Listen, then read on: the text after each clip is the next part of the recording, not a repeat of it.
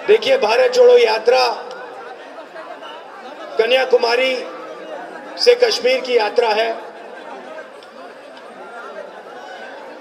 आज 65 दिन हो गए हम पैदल चल रहे हैं। 25 किलोमीटर हर रोज चलते हैं। दिन भर आपसे बातचीत होती है, किसानों से, मजदूरों से, छोटे दुकानदारों से, सबसे बातचीत होती है। 6-7 घंटे हम चलते हैं, 6-7 घंटे हम आपकी बात सुनते हैं और अंत में शाम को 15 मिनट, जैसे आज मैं कर रहा हूं, हम अपनी बात रखते हैं। यात्रा का लक्ष्य जो बीजेपी के लोगों ने, आरएसएस के लोगों ने हिंदुस्तान में नफरत, हिंसा और डर फैला रखा है, उसके खिलाफ आवाज उठाना, उसके खिलाफ खड़ा होना है। भाइयों और बहनों, इन सड़कों पे मुझसे हजारों युवा मिले हैं और उन सब से मैं पूछता हूं, क्या पढ़ रहे हो? जवाब मिलता है, कोई कहता है यूनिवर्सिटी में हूं, कोई कहता है स्कूल में हूं, कोई कहता है कॉलेज में। उसके बाद मैं पूछता हूं क्या करना चाहते हो? 5-6 जवाब मिलते हैं। इंजीनियरिंग करना चाहता हूं, डॉक्टर बनना चाहता हूं। कहां है वो बच्चा? इसको लाओ। ये देखो, नमस्ते करो, नमस्ते करो। नमस्ते। क्या क्या बनना चाहते हो? आर्मी। तो ये आर्मी, शाबाश, बैठ जाओ बेटा। ये आर्मी में देश की रक्षा करना चाहते हैं। तो हर युवा कोई ना कोई सपना देखता है और उस सपने को पूरा करने के लिए उसे रोजगार की जरूरत होती है। अब आर्मी की बात की, बाद में मैं आपको अग्निपथ के बारे में बताऊंगा, मगर हर युवा रोजगार चाहता है और इस हिंदुस्तान में, इस महाराष्ट्र में हमारे युवाओं को आज रोजगार नहीं मिल सकता। भाइयों और बहनों, ये मैंने सही बोला या गलत बोला? सुनाई नहीं दिया?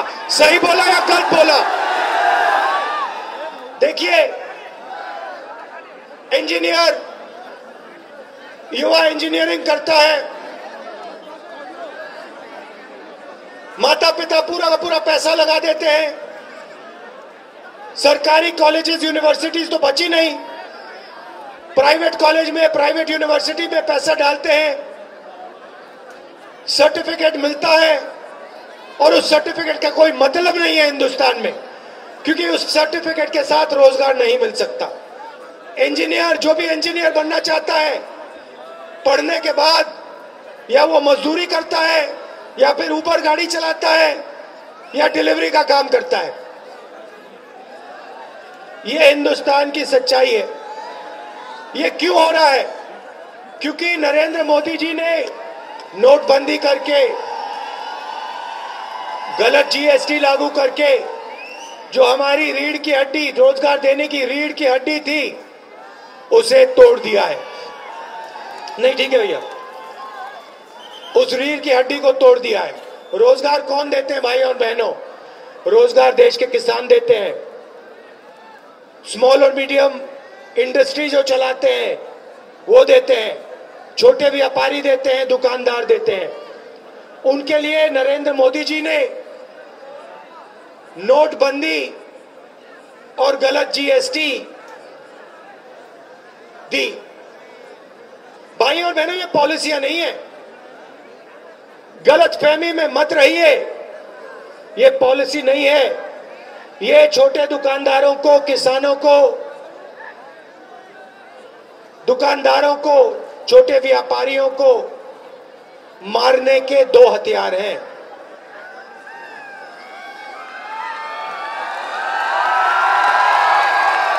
इनको खत्म करने के 2 हथियार हैं। नरेंद्र मोदी जी ने नोटबंदी करते हुए कहा था काला धन मिट जाएगा। अब देखो मिट गया, हो गया गायब? नहीं, मगर देश में लाखों छोटे बिजनेस,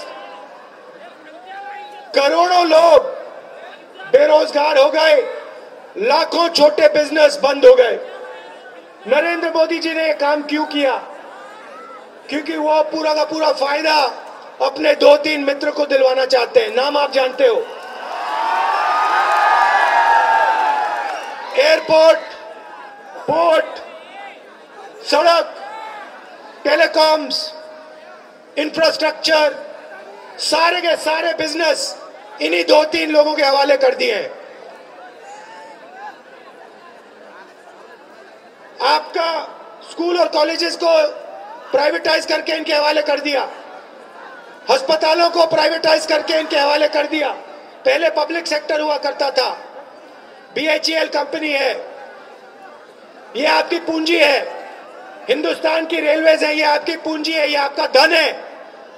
ये सब नरेंद्र मोदी जी इन्हीं 2-3 लोगों के हवाले कर रहे हैं। तो ये भी रास्ता जो आपका था रोजगार का, ये भी बंद हो गया। फायदा सिर्फ 2-3 लोगों को। ये हिंदुस्तान की सच्चाई है। किसानों की बात करो, उनका कर्जा कभी माफ नहीं हो सकता। अरबपतियों का कर्जा माफ हो जाएगा, मगर किसानों का कर्जा माफ नहीं हो सकता। भाई और बहनों, मुझे एक बात समझा दो, मुझे एक बात समझ नहीं आई।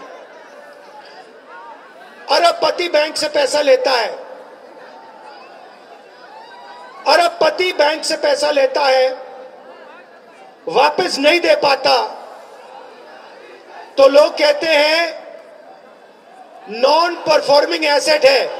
भैया शांत हो जाओ 2 मिनट। लोग कहते हैं, सरकार के लोग, ब्यूरोक्रेसी के लोग कहते हैं नॉन परफॉर्मिंग एसेट है। मगर अगर किसान, अच्छा वो कर्जा लेते हैं लाखों करोड़ का, लाखों करोड़ का कर्जा वापस नहीं देते, माफ हो जाता है, उनके बारे में कहते हैं भैया ये तो नॉन परफॉर्मिंग एसेट है। मगर किसान 50,000 रुपए का लोन लेता है, लाख रुपए का लोन लेता है, उसको नॉन परफॉर्मिंग एसेट नहीं कहते, उसको कहते हैं ये डिफॉल्टर है। उसका घर ले जाते हैं, उसकी जमीन ले जाते हैं। तो आप मुझे ये समझाइए क्यों हो रहा है ये अन्याय, हमारे किसानों के साथ क्यों हो रहा है? यहां पे किसान हैंगे ना? मुझे बताओ, आपको जो भी आप उगाते हो उसका आपको सही रेट मिलता है? सुनाई नहीं दिया? सही रेट मिलता है, MSP मिलती है। आपका नरेंद्र मोदी जी ने कभी कर्जा माफ किया? यूपीए सरकार ने कर्जा माफ किया था? ये देखिए, आप सब जानते हो। तो यात्रा का लक्ष्य है ये जो हिंसा फैला रहे हैं, डर फैला रहे हैं, इसके खिलाफ खड़ा होना। और ये जो बेरोजगारी बढ़ती जा रही है, इसके खिलाफ खड़ा होना, इसके खिलाफ लड़ाई लड़ना। आखिरी सवाल, भाई और बहनों, यूपीए के समय गैस सिलेंडर का रेट क्या होता था? 400। उस टाइम हर भाषण में नरेंद्र मोदी जी कहते थे शर्म आनी चाहिए, 400 रुपए का गैस सिलेंडर हो गया। अच्छा भाई और बहनों, अब क्या रेट है? अब अपने भाषण में नरेंद्र मोदी शर्म की बात क्यों नहीं करते? अच्छा, पेट्रोल का दाम क्या था यूपीए के समय? 60 रुपए। उस टाइम नरेंद्र मोदी कहते थे शर्म आनी चाहिए, 60 रुपए हो गया दाम पेट्रोल का। आज क्या दाम है? डीजल का क्या दाम है? नरेंद्र मोदी एक शब्द नहीं कहते। पहले कहते थे 2 करोड़ युवाओं को मैं हर साल रोजगार दूंगा। पता लगा करोड़ों लोगों को बेरोजगार कर दिया नोटबंदी और जीएसटी लागू करके। एक भाषण में रोजगार की बात नहीं करते। आप सुनो उनके भाषण, रोजगार शब्द नहीं सुनाई देगा, बेरोजगारी शब्द नहीं सुनाई देगा, महंगाई शब्द नहीं सुनाई देगा, और आप बीच में पिस रहे हो। बेरोजगारी और महंगाई के बीच में हिंदुस्तान का गरीब, हिंदुस्तान का किसान, हिंदुस्तान का मजदूर, छोटा दुकानदार पिसे जा रहे हैं सब। ये सच्चाई है। इसलिए हमने ये यात्रा कन्याकुमारी से कश्मीर तक शुरू की है। और मैं आपको बता रहा हूं, देखो एक बात समझ लो, ये जो तिरंगा है ना, ये श्रीनगर में जाके हम इसको लहराएंगे, कोई नहीं रोक पाएगा, कोई तूफान, कोई आंधी कुछ नहीं रोक पाएगा। ये झंडा, ये तिरंगा वहां पे जाके लहराएगा। ये दिखाओ सामने लाके।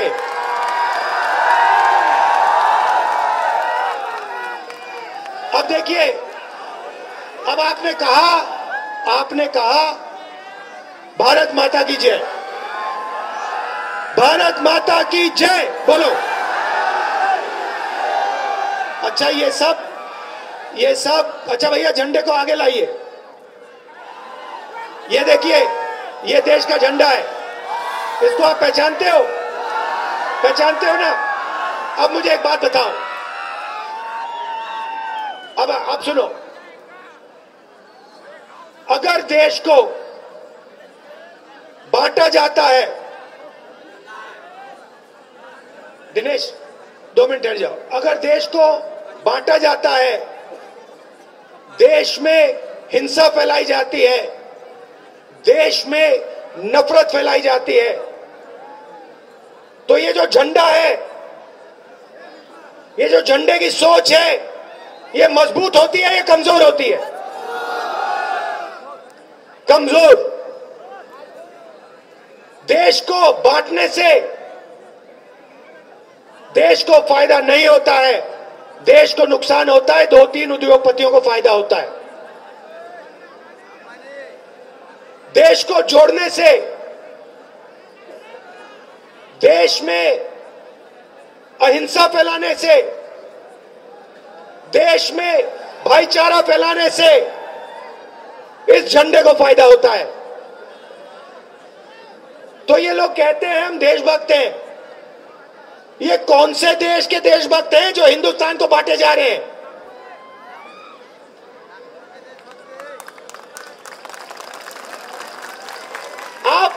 आप किसी भी परिवार को बांटो, किसी भी परिवार को बांटो, भाई को भाई से लड़ा दो, परिवार का फायदा होता है या नुकसान? पिता को बेटे से लड़ा दो, फायदा होता है नुकसान? भाई को बहन से लड़ा दो, फायदा होता है या नुकसान? तो फिर देश को बांटने से फायदा कैसे होगा?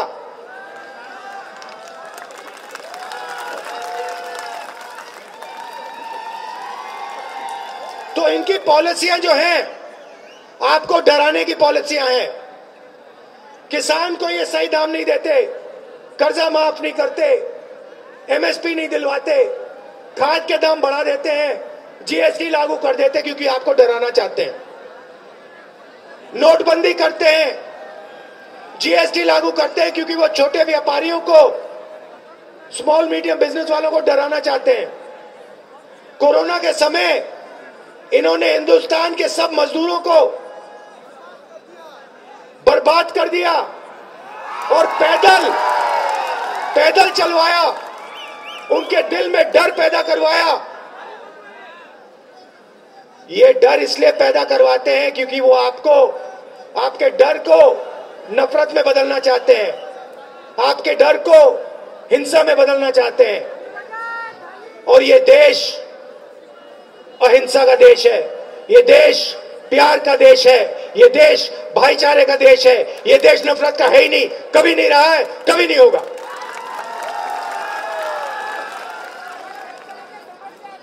तो ये मेरा आपके लिए मैसेज था। आप हमें यात्रा में आपने पूरा का पूरा प्यार दिया, पूरा का पूरा आपने प्यार दे दिया, पूरा का पूरा भरोसा दे दिया, पूरा का पूरा सपोर्ट दे दिया। इसके लिए मैं आपको दिल से धन्यवाद करना चाहता हूं। देखिए 25 किलोमीटर चले हम आज, 25 किलोमीटर चला हूं, ये सब चले। इनका चेहरा देख लो, ये थके हुए लग रहे हैं क्या? मैं थका हुआ लग रहा हूं क्या? ना। क्यों? क्योंकि हम अपनी शक्ति का प्रयोग नहीं कर रहे हैं, आपकी शक्ति का प्रयोग कर रहे हैं। आप हमारी मदद कर रहे हो, इसके लिए आप सबको दिल से धन्यवाद। नमस्कार, जय हिंद।